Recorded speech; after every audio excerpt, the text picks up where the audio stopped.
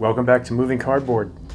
Today I've got something different, possibly exciting especially for you if you're new to the game like me, going through the journey of it. So Fantasy Flight just reprinted all of the expansions, basically. Pretty much everything. So what that means is that today I'm going to be doing an opening of Khazad-Dūm expansion. I don't think there's any openings of this on YouTube that I know of. It did come out quite a long time ago, so for many of you, this is nothing new. But for some of you, it is. And for me, it is as well. I've tried so hard to avoid spoiling myself on this material. So here's to it. Whoa. Okay.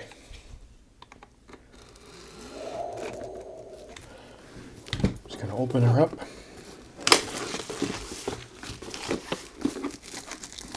So we get to go to the mines of Moria and get all kinds of dwarves. Now the last dwarf in the dwarf hero in the last cycle is Dane, and he's like awesome. So look at that. Some folks in the cavernous halls of Khazad-Dūm. Okay. Okay, here we go. Component overview. Yes, so we get 2 heroes and 33 player cards. Okay. And whoops. Expansion symbol. There's some new rules. Interesting. So there's last player now instead of first player. There's some last player effects. Encounter cards have actions on them as well now. And some, oh my gosh, immune to ranged damage. And there's an encounter set not used in this scenarios. So there's Into the Pit, the 7th level, Flight from Moria are the 3 scenarios. And okay, so easy mode. They created an easy mode. So I've heard of this. I didn't know it was an official rule. Add a resource to each hero's resource pool. I don't remember that. I remember that. Remove those cards. I don't remember that being in the regular rulebook. But I've heard people talk about it. Okay, so here we go. So I see Mountain Roots, that's an encounter card. I don't think I'm going to go through those, the encounter cards. I'm going to keep that sealed. So those are the quests. I don't want to see that. These are more encounter cards. So I guess these are all the player cards. So I'm going to open this up. And we've got insert. It's kind of useless. I don't know what I'm going to do with the boxes after I go through all this stuff. So we got a hero here, Dwalin. Alright, let's take a look.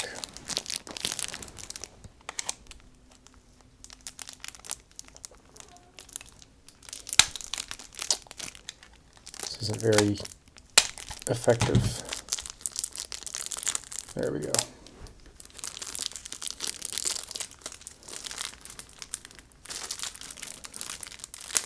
Come on. Some more counter cards. These are all the player cards?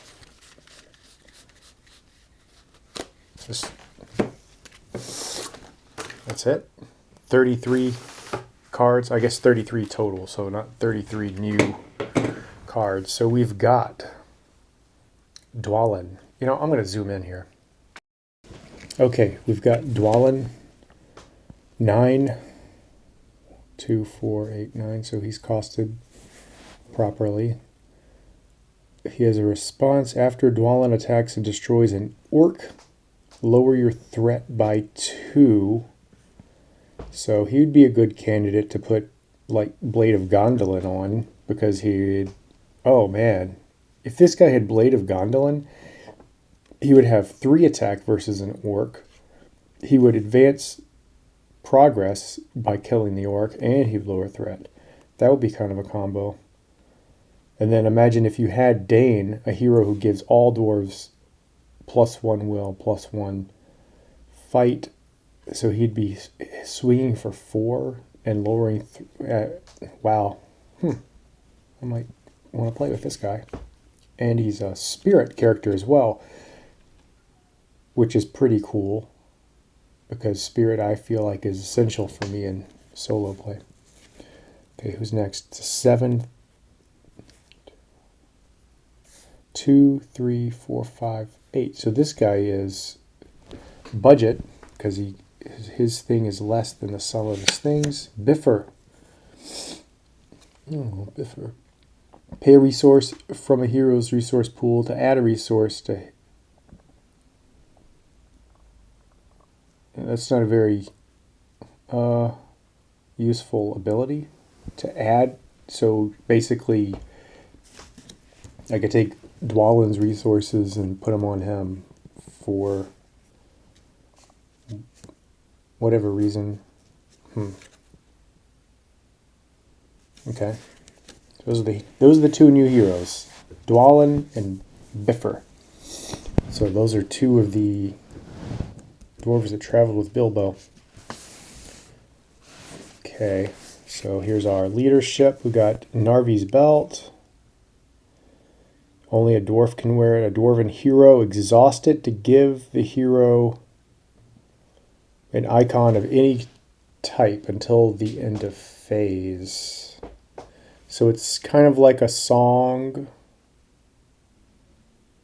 Well, I don't know if that's that great, because you have to spend leadership. A song, I guess the thing is that they can be flexible for that turn when they're spending instead of a song. Songs are only 1 and they're neutral, so they're easier, but it just gives you the 1 icon. This is all. So maybe good. I don't know. Okay, next we've got Durin's Song. Here's a leadership, so this is not neutral. Action, choose a dwarf. The dwarf gets +2 will, +2 fight, and +2 defense until the end of the round. All 3 of them. But this is just an event. It's not an attachment. That would be a really powerful attachment. Seems like if you had a guy with like unexpected courage or some way to ready so that you could actually utilize all 3 of those, it'd be a lot better. So obviously this is a dwarf deck staple. I don't know. Again, you have to have some way to ready the guy, or you have 2 copies of unexpected courage on him. Interesting. Oh, another leadership card. Okay, I guess since this is an expansion and like a deluxe, you get more than 2. Okay, Ever Onward, another event.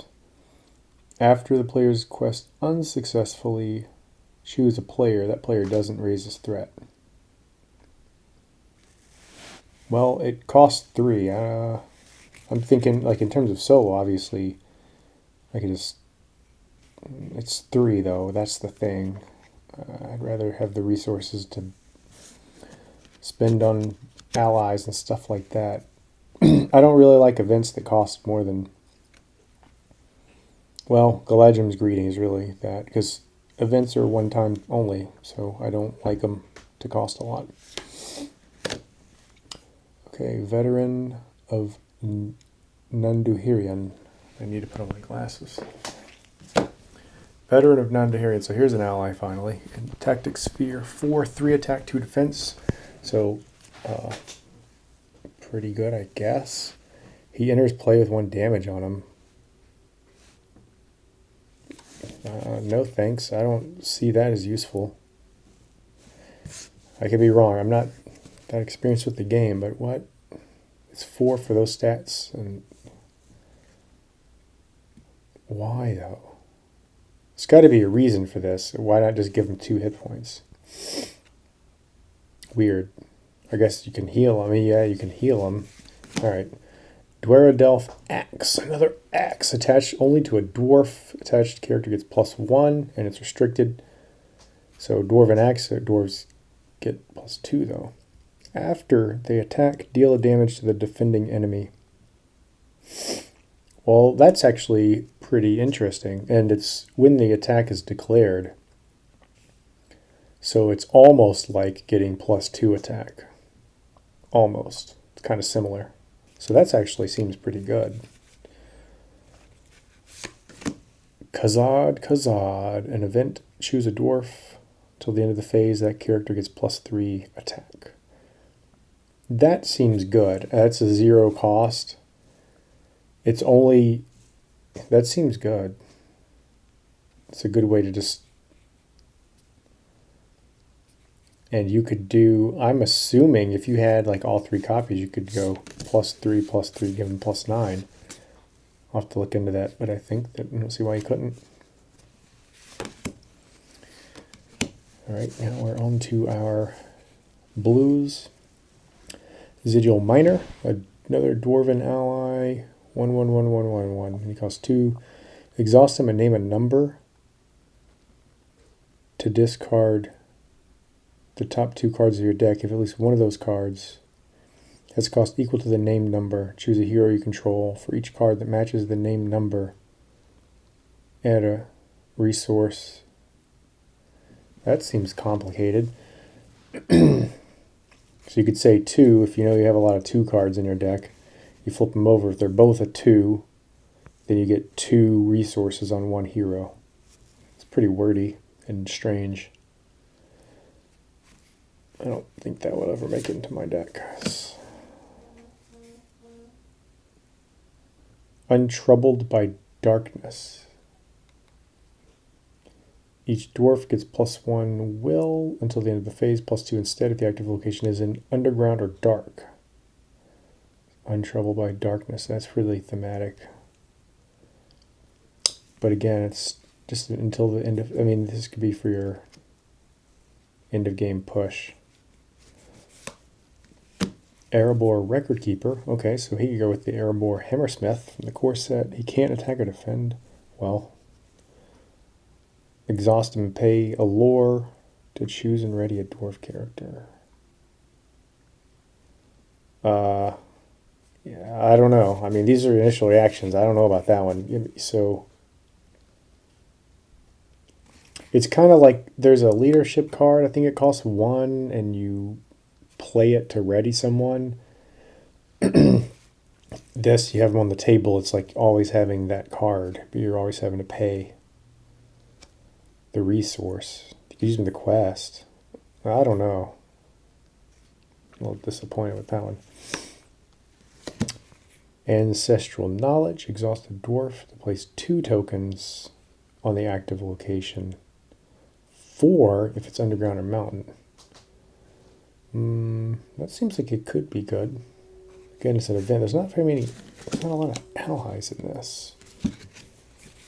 I like allies. And attachments. Boots from Erebor. So there's only 1 neutral. Dwarves and hobbits can wear the boots from Erebor. Limit 1 boots per character. Okay. They get +1 hit point.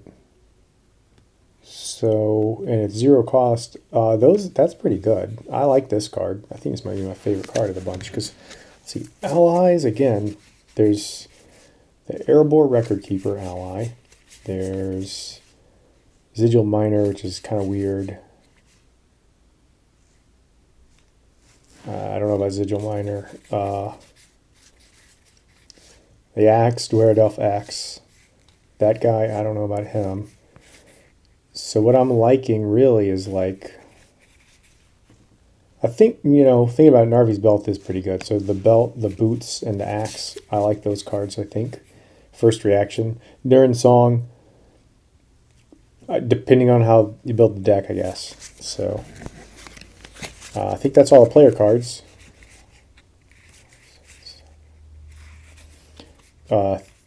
There's 6 of each 4, 24, 25, 26, 27, 28, 29. There are 33 player cards, though, I thought. 1, 2, 3, 4, 5, 6, 7, 8, 9, 10, 11, 12.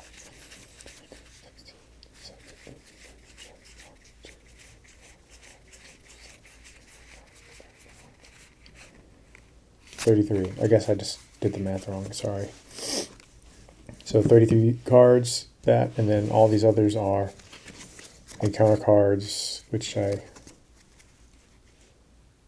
don't really want to spoil myself on those. So that's the deluxe expansion, Khazad-Dūm, the new but not new, the very old but recently reprinted and highly sought after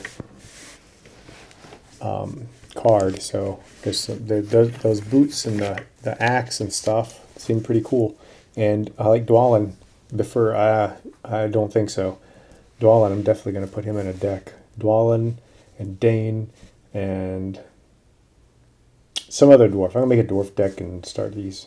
Well, anyway, thanks for watching. Hope you enjoyed this, and I hope you can pick up a copy of this as well. You should.